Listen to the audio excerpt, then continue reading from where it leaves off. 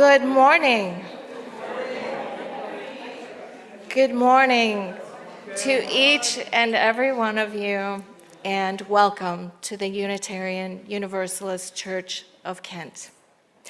I am the Reverend Christina Church, and it is my pleasure and my privilege to serve as your minister. And we also welcome the Reverend Renee Rahutsky as worship associate this morning, along with our other service leaders. Listen, you may hear the breath of the ancestors calling to you. The ancestors are welcoming us to a place between the worlds. In this time of year when the veil that obscures the spirit world and separates the living from the dead grows thin and translucent. During these days, we traditionally play with mischief and magic, and then we solemnly and reverently hold memory of our dear ones, those who have gone ahead of us. In this thin time, under a crescent moon, we honor and mourn and share stories of those who have crossed over. Today, we welcome all souls. All are welcome here together. The living present, the past that is yet alive and still with us, and the future struggling to take its first breath. Welcome to those newly among us today, and to those long accustomed to our gatherings. Welcome to those present in body and those present in spirit. And welcome to those who are present today by the magic of Zoom. We acknowledge you with gladness. Hello. Whoever you are, whatever you bring with you today, your presence is welcome here on All Souls Sunday. Now, you may have brought with you a memento today or a picture of a familial or spiritual ancestor. And if you didn't, that's okay, because we have stones up here, and we also have some paper that you have an opportunity to write a name or another phrase on. So feel free to choose a stone to place or to write a name or phrase on that slip of paper. I want also to mention that these stones are part of Reverend Stephen's ministerial tools, and so they are doubly special this morning on this All Souls Day, that I hope he would be happy we are using them in worship. And after the chime and during our prelude processional this morning, after the choir comes in, we invite you to come up and place your offering on the ancestors' altar. Come, let us be together this morning.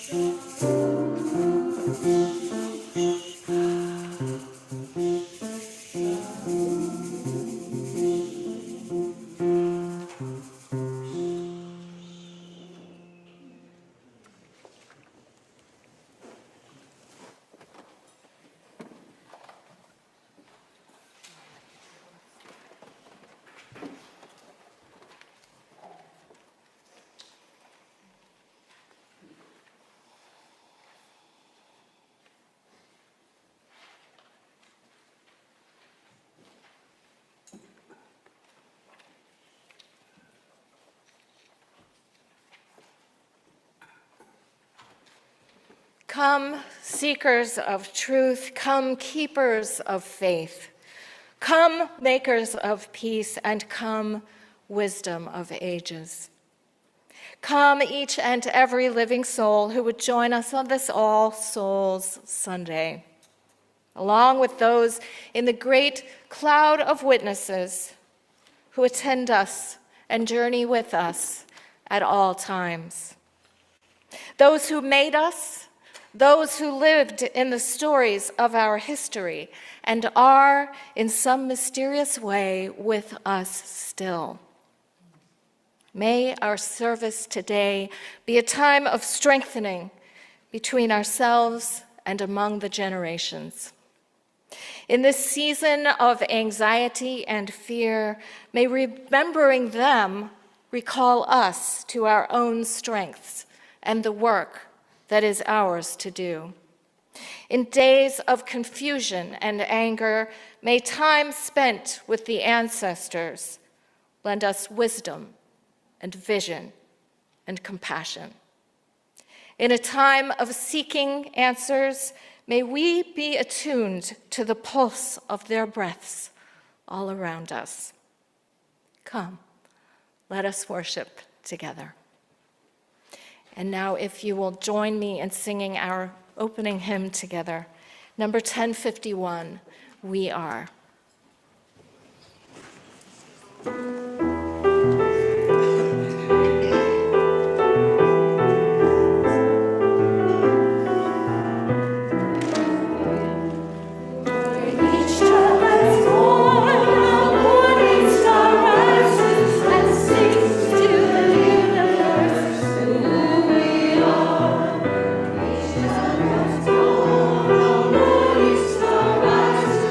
See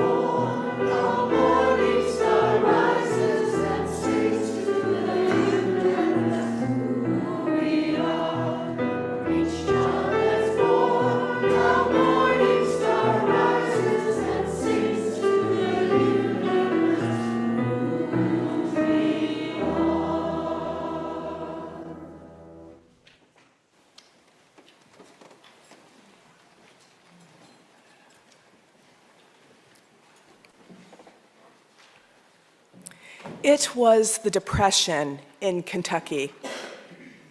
After my grandmother, Idella, and her first husband, John, married, they had a baby. It was hard living with his family, and especially his sisters. They moved to Detroit, where my grandmother found a job, but her husband did not, so he cared for the baby. He took the baby back to Kentucky, supposedly to visit.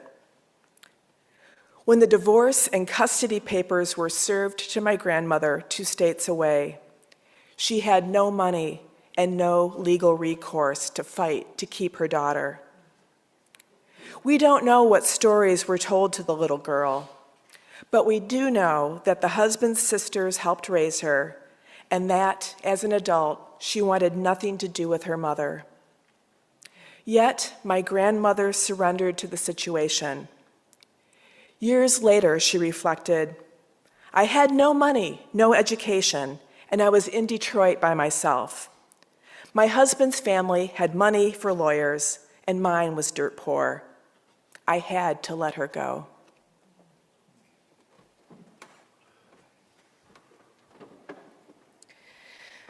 My grandfather, Willard, was born on a dirt scratch farm in Arkansas in the early 20th century. He had 14 brothers and sisters. Life was not easy for any of them at any time, but when the Depression came, the little income they managed to scrape together year after year was insufficient for the family needs.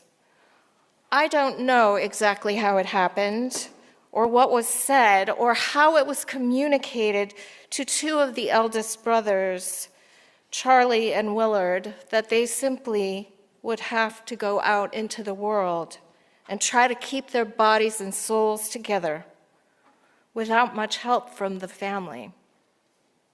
And so the 2 of them rode the rails all the way to California. Did they hobo it, as the family stories would tell it? Or did they purchase really cheap tickets and sleep wherever they could on the way out? I'll never know.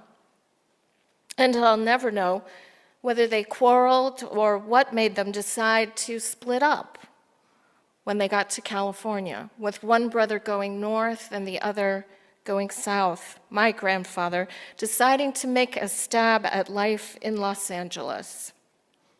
I don't know the details, but I do know that what they did took courage and a kind of trust in life to provide the basic elements of survival.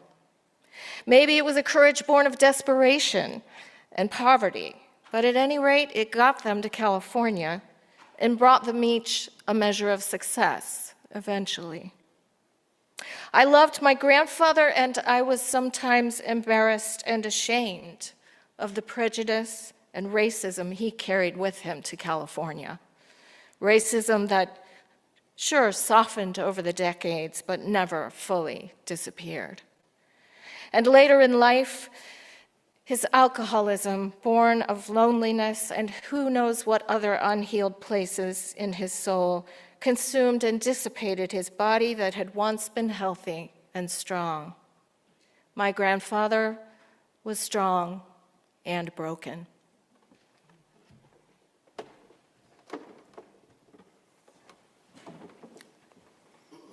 One day, when I was in my 20s, I was sitting with my grandmother, Bronislava, drinking tea at her kitchen table. I had recently gotten married, and I suddenly had a bunch of questions about family and relationships.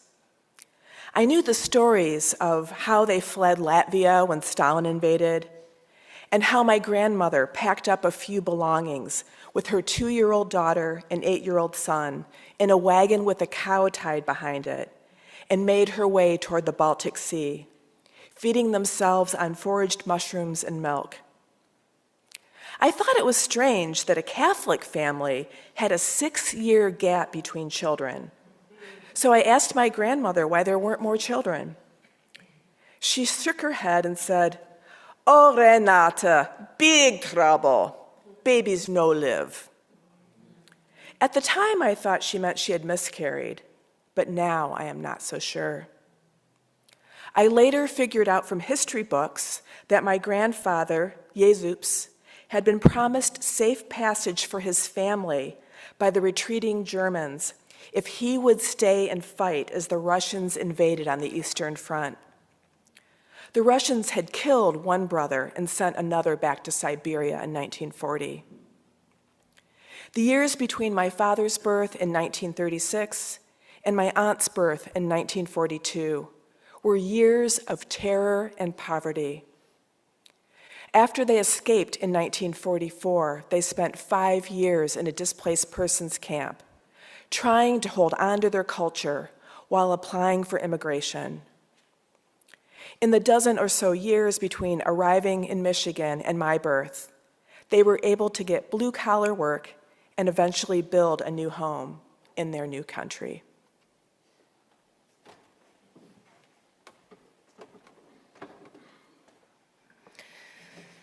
My grandmother, Mildred, grew up in the panhandle of Texas in a family whose Christian practices were so severe that they did not celebrate birthdays, Christmas, or any other holiday. In her teens, she ran away from home repeatedly, refusing to live under the roof of parents who did not respect her rights to her own body or to believe what her mind told her was true. She finally made it to California after a number of attempts, and there she became a beautician. She lived on her own terms and even was a beautician to the stars occasionally before she married my grandfather and started a family. In her vociferous rebellion from her strict upbringing, she took up drinking, smoking, cussing, and gambling with gusto in California, and she practiced them all of her short life. My grandmother was strong-willed and refused to let others control her, and she had a harsh personality, and I was sometimes afraid of her. She'd left behind her father's disciplinary methods and his harsh religious practices, but did not leave behind the emotional repression of the traditions that molded her. that repression and judgment were practiced on her two daughters and on her children's children. Eventually, the chemicals that my grandmother was putting to her body, tar, nicotine, alcohol, and who knows what chemicals from the permanent waves and hair bleaches and dyes that she used on her clients, made her sick. And she died in her 50s. I'm older now than she was when she passed. And she converted on her deathbed to the Christianity of her childhood, never knowing that there were religions that would not ask of her what her religion of birth asked of her. My grandmother was strong, and my grandmother was broken.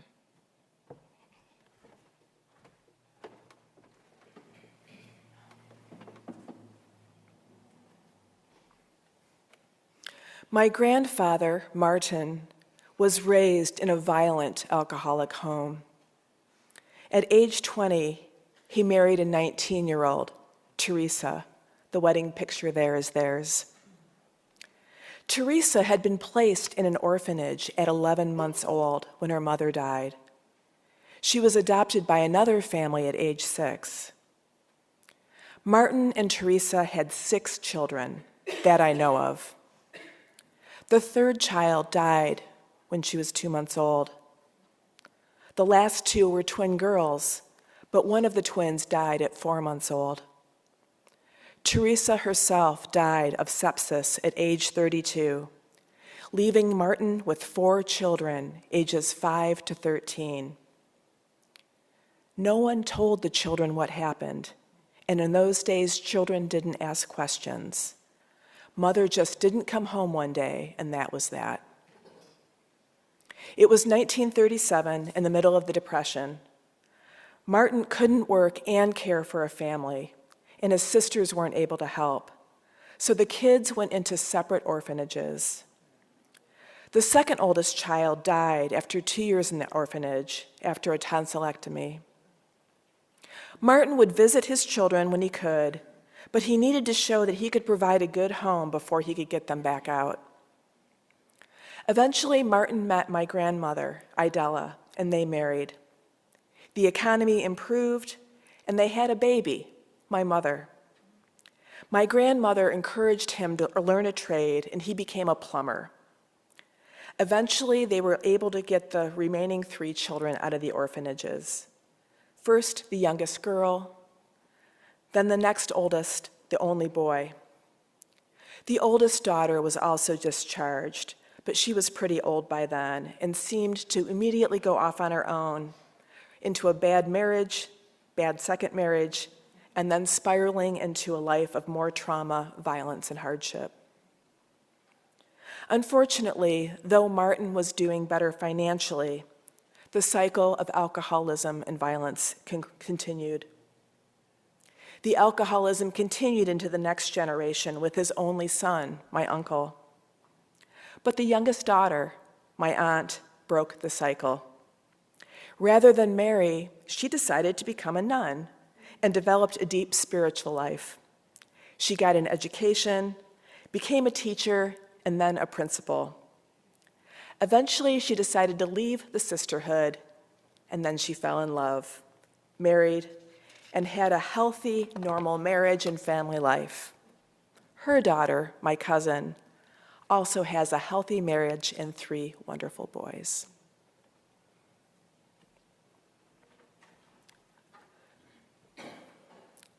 We come from stardust, and to dust we shall return. We invite you, as you hold these stories, to also hold your own stories. And we have, as a reminder of the impermanence of life and the connection to both stardust and the dust of our ancestors, we have some ashes, and I invite you to take a little, just a little dusting of ash and just put it on your skin to remind ourselves of our connection with those who went before us and those who will come after us.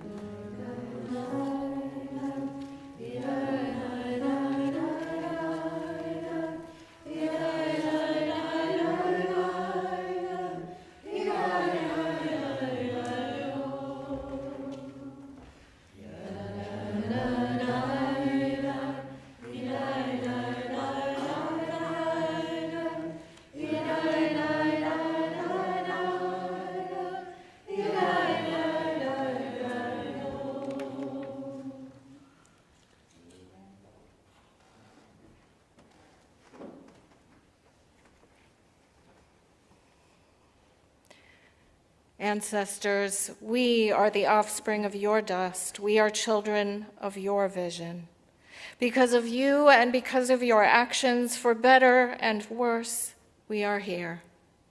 With both grief for your suffering and gratitude for your courage. We ask for healing for the pain that you suffered in your lifetime. We ask for forgiveness for the wrongs that were done to you and by you. We ask that the ghosts of this lineage be laid to rest and allowed to know peace at last. We ask for wholeness for ourselves and for ours, wholeness that includes all the ancestors back to the beginning of time and all those who will come after us. We draw a circle of care and love around us. May the suffering come to an end. May we journey together in love. Amen.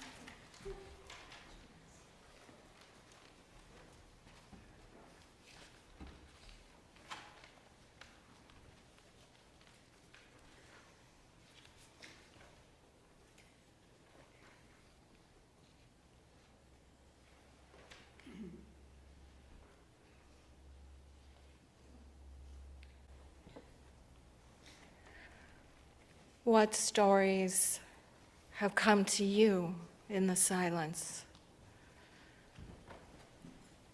Stories of people strong and broken. Perhaps not family stories, perhaps stories of other people that you have taken as your inspiration, spiritual ancestors. And they also were human, were strong and broken. None of these were perfect people, and none were able to control the events of their times either. On this All Souls Sunday, we set aside a time to honor them and to lift up all of their lives. But on this particular All Souls Sunday, we need so much more, don't we? And I think we can do more. I think we can hold fast to those stories of our lineages, be they familial or spiritual, knowing that that living memory can strengthen us in the times we have ahead of us. We know that ours is not the only time of fear and anxiety that the world has ever known. These are not the only years when humans have been worried about who their leaders will be or what actions they will take on their own populace. These are not the only times that inequality has meant living high on the hog for some, while others have only scarcity and lack. These are not the only times in which our human family has been divided from one another, when some bodies have been declared less than, and some identities have been declared not fully equal. So make no mistake, all of the courageous people in the stories that Renee and I told, in the stories that you hold in your heart, even in the stories of those wonderful people in the books that inspire us, every single one of them, at some time in their story, they felt afraid about what was going to happen to them. And at some time, they found that strength to move forward, to try again, to believe in the future, to trust the earth, to love people, to live in this world. And it cost them, didn't it? It cost them something. And it did not make all the pain go away. It did not mean happily ever after for so many. And it did not solve every problem. And so now, here we are. We do not know what the coming week will hold. But we do know some other things, don't we? We know our UU values. We can hold those close. They are values that tell us every human being has inherent worthiness and dignity. We know that we are called to demand equity for all humans so that all may thrive. We know this. We know that we value our differences, and we lift them up in a world that too often silences and shames them. And we know that we proudly declare our interdependence with each other in a culture that worships cowboy-style rugged individualism. We know that we are called to put love at the center of our lives and communities, and to center the most vulnerable and to protect those who are threatened by prevailing political winds and the ugliest voices of our time. And we will do this. We will do this together. No matter what happens on Tuesday or Wednesday or any of the days that come after. And when we falter or we feel afraid about what might happen, we know that we have people behind us, a great cloud of witnesses, flawed and imperfect people, yes, but survivors nonetheless, who made the very best they knew how out of the times that they were living in. And we may have spiritual ancestors as well, whose strength that we can call on to model for us how to move forward whenever we are afraid. My friends, I cannot stand here today and tell you that everything is going to work out just fine. I wouldn't be honest if I said that. And I don't have a crystal ball. And neither did our ancestors. But they chose to act from strength and believe that if they did, someday, somehow, all would be well. And so here we are. We are the wildest dreams of our ancestors come to life. My dear ones, I cannot tell you that everything will turn out fine, or that bad things will never happen to those of us in this room or to those of us that we love. All I can tell you is that we still have the power to act in accordance with our values, to lean into this loving community, and to call on our ancestors when we are afraid. And we will do that. And then, no matter what happens, all will be well, because we will be together and we will face whatever the future brings together. May they be with us, and may it be so. And now it's your turn to help us call on the ancestors, and this is something that you can do whenever you would like. We have a little piece of paper that you can take with you today. Just put it in your pocket. I actually keep my grandpa in my pocket. I have a little tiny heart-shaped frame there, and I have it in a pocket of a coat. So I have his photo with me whenever I'm afraid, because I'm usually wearing a coat, I guess, at that time. And he travels with me now. So as Renee passes out the words of this affirmation written by the Reverend Tandy Rogers, I want you to maybe picture a particular ancestor or spiritual forebear that you would like to call on today to shore you up for the coming time, for whatever might happen. Select a person from the cloud of witnesses, and there's a place to fill in that name in this little ritual. And also think about what they teach you, what they bring to your life, and what they are calling you to do now. And our answers won't all be the same, so it's going to be a great cacophony of the cloud of witnesses today. But let's all say these words together. Are you ready? I call upon you, Papa, from the cloud of witnesses to accompany me today. You teach me trust. And today I am called to trust the future. Journey with me. Inspire me. Hold me accountable so that I may bring honor to you. Amplify love and compassion to those around me, and make the way easier for those yet to come. I ask this because you am yours and you are mine. You live in me and I live in you. Amen. We're going to sing this together, and the words will be up for you. It's a new song, but the choir knows it, so they're going to lead out really nice and strong.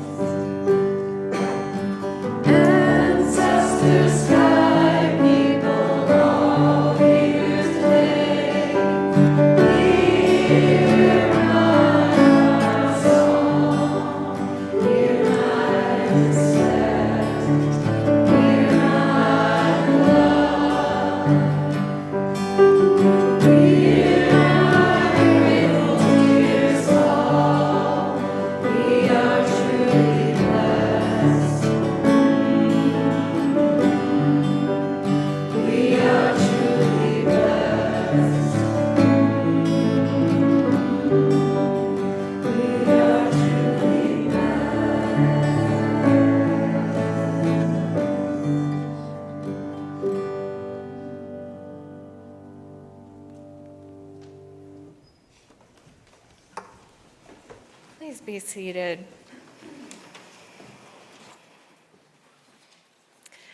As we return to the here and the now, we remember that we humans, we living humans, are made of flesh and bone, and that here and now there are human needs all around us, human cares that we can attend to. And if anyone has filled out a yellow card, this could be a time to pass it forward if there's any that we have missed today.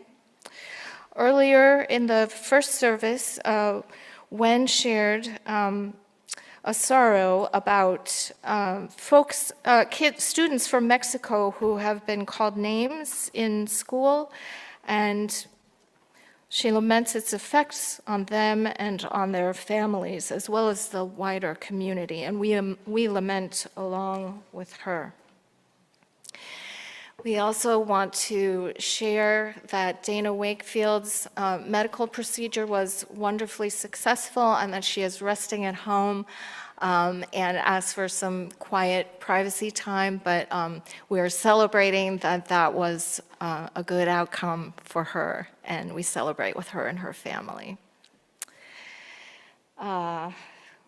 And so for these and for the other joys and the sorrows that we hold today in our hearts, and all the anxiety that I know we're holding in our community, we witness, we are together, and we're here to accompany you on life's journeys. Now, in this wider world of the living, we know that there are concrete needs that our generosity can fulfill. We remember the dedication of many of our ancestors to this community and to others like it, open, welcoming, seeking to heal and make our world more whole. The work of this church and the organizations that it supports, like our special offering for the month of November, which is Feeding America, a nationwide network of food banks, food pantries, and local meal programs to provide assistance to people facing hunger. We support organizations like this, as well as the work of our church, and this work proceeds and it persists because you are a generous and faithful people. There are a variety of ways that you may contribute during our offertory piece that Kevin will share with us. They'll be shown on the screen, so there are a variety of ways to contribute as well as here in the sanctuary. Our offering will be received with gratitude and appreciation.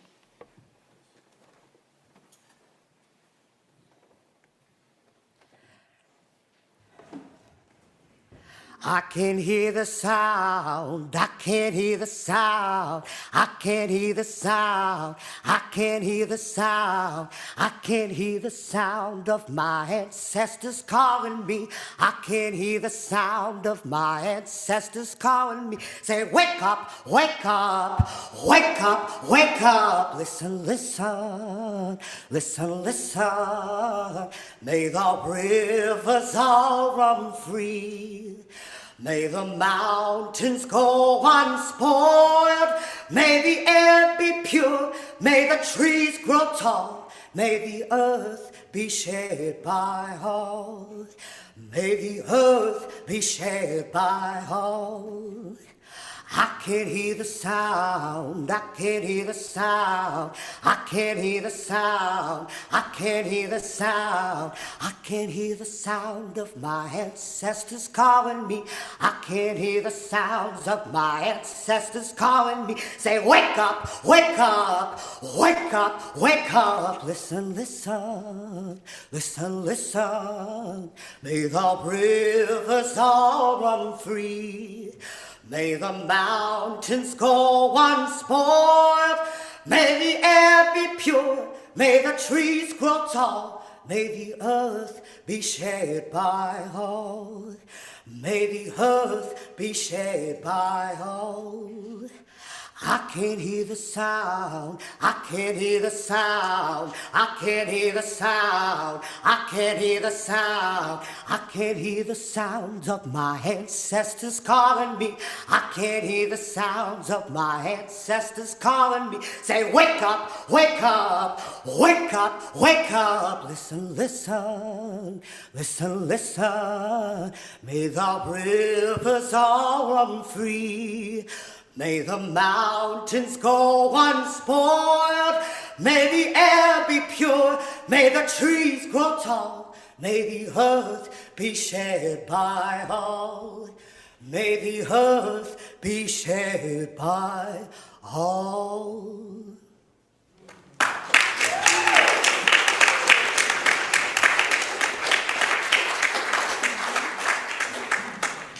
Wow.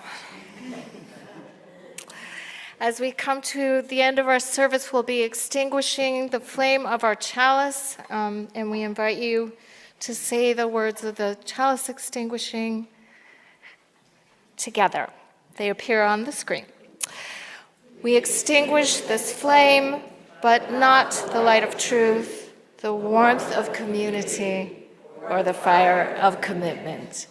These we carry in our hearts until we are together again. Let's rise and sing together. This is a full song, but there's a chorus that comes back consistently and repeatedly, and it goes like this. All will be well, all will be well, all manner of things will be well. There you go. And I said, Julianne, you are holy, you are holding my hand. And Julianne, you are holy, you are holding my hand. And she said, all will be well, all will be well,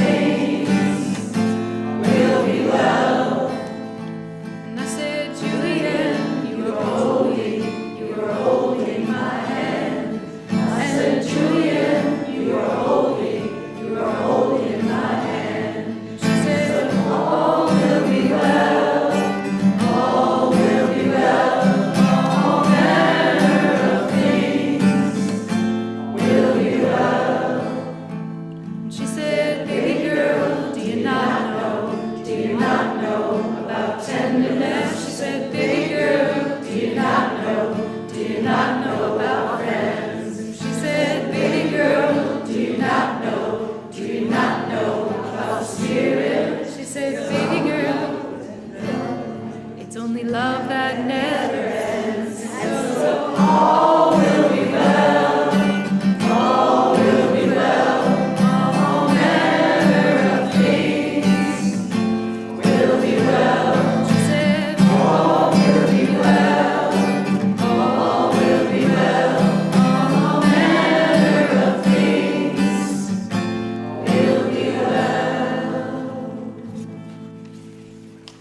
For those who came before us, we offer gratitude and thanks. May their memories be a blessing. May we be surrounded by their love as we go forth from this time and place. Let us be inspired by their courage, their wisdom, and their dreams. Let us honor them by doing the work of living boldly, loving mightily, and creating heaven on earth. Amen, and blessed be.